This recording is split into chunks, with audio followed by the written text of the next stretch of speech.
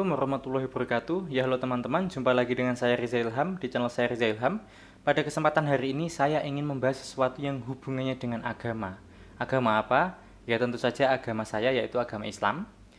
Kenapa saya ingin bahas sesuatu tentang agama? Ya karena saya takjub gitu loh dengan apa yang ada dalam Al-Quran dan sejarahnya seperti itu ya. Nah, saya ingin membagi dengan kalian ya. Saya akan namakan ini keajaiban Al-Quran #1. Oke, gitu ya. Nanti akan ada #2, #3 ya, seperti itu. Jadi kalau kalian ingin nggak ketinggalan, subscribe gitu ya. Tapi saya nggak maksa, mau subscribe monggo, alhamdulillah. Kalau nggak apa-apa. Oke, pada kesempatan hari ini saya ingin membahas tentang surat Al-Lahab ya. Al-Lahab.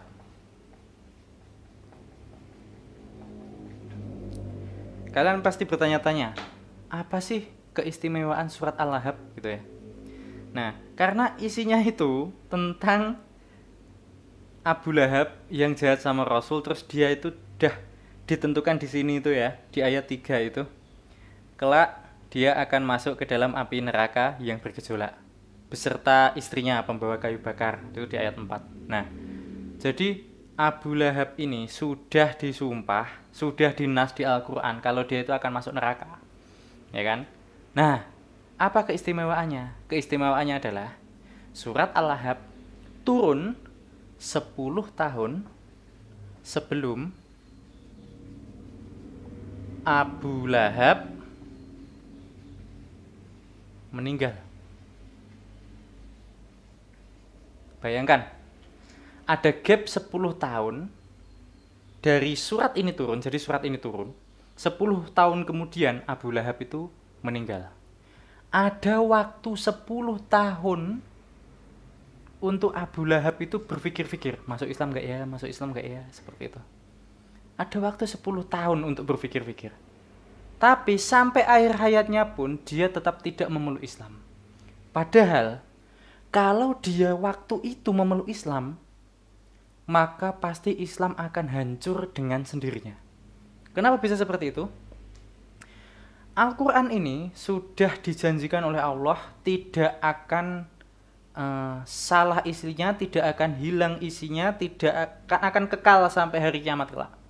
Jadi Al-Quran akan kekal, nggak akan ada kesalahan di dalamnya. Itu sudah janji Allah, ya kan? Seandainya saat itu Abu Lahab pura-pura saja, pura-pura masuk Islam, ya kan? Jadi dia kan meninggal 10 tahun sebelum Al-Lahab ini turun 10 tahun sebelum Abu Lahab meninggal. Ada gap 10 tahun. Memang sih nggak ada yang tahu kita meninggal kapan. Tapi kalau saja Abu Lahab saat itu pura-pura saja, pura-pura masuk Islam, pura-pura mu'alaf, maka surat ini Al-Lahab bisa dipertanyakan Abu Lahab sendiri. Loh, sekarang saya masuk Islam, berarti suratmu Al-Lahab salah, iya gak?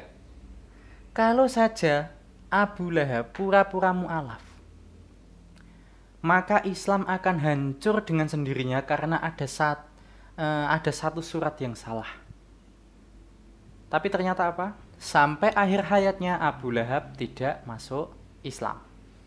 Itu membuktikan bahwa memang Allah itu tidak terbatas oleh waktu, ya kan? Tidak terbatas oleh ruang dan waktu. Nah, jadi Allah sudah tahu Abu Lahab ini sampai meninggal nggak akan masuk Islam. Turun ayat Al-Lahab, Nabi Muhammad tenang saja. Nggak pernah kepikiran Nabi Muhammad, oh nanti nek nganu besok masuk Islam piye, atau lusa minggu depan dia masuk Islam piye. Suratnya salah no. Tidak pernah ada keraguan seperti itu dalam hati Nabi Muhammad. Kenapa?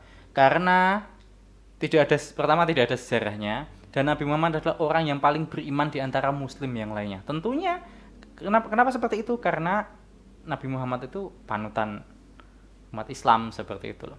Ya. Jadi ini adalah keajaiban surat Al-Lahab. walaupun punya 10 tahun waktu untuk berpikir-pikir, ya kan, untuk membuat Islam rusak dengan sendirinya hanya dengan pura-pura mu'alaf, tapi terbukti sampai meninggal dia tidak mu'alaf juga. Mungkin karena dia udah benci dengan Nabi Muhammad, tidak suka Islam, dan tentunya sudah dinas di Al-Quran.